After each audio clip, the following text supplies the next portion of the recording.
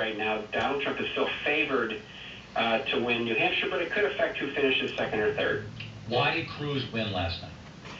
Well, I think, first of all, the Iowa caucus has become much more of a popularity contest among evangelicals than anything. It's 2 of every 3 votes last night that were cast on the GOP side were evangelical votes. So it becomes, and as you know, Rick Santorum was the evangelical darling in 2012. He won it.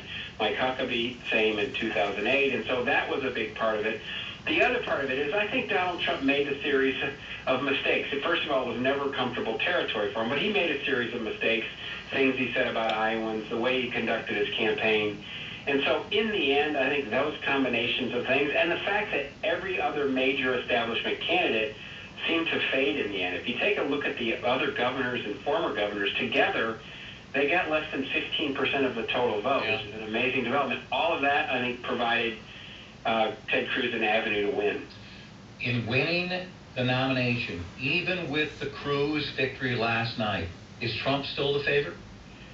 I give him a very, very, very slight favorite, and I think we will know much in the next 4 or 5 days.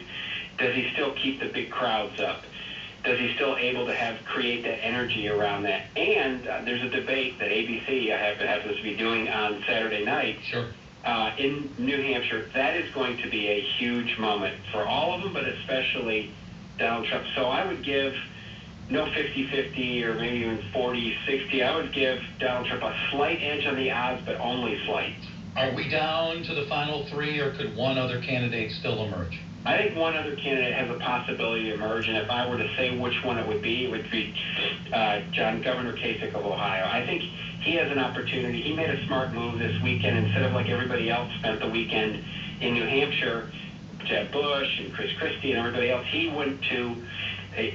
instead of staying in Iowa, he went to New Hampshire and spent the entire weekend in New Hampshire. So I think he has an outside shot at getting in that top rung if he's able to finish strong in the end in the last 5 days. So I would give him the only other real ticket if he can do it.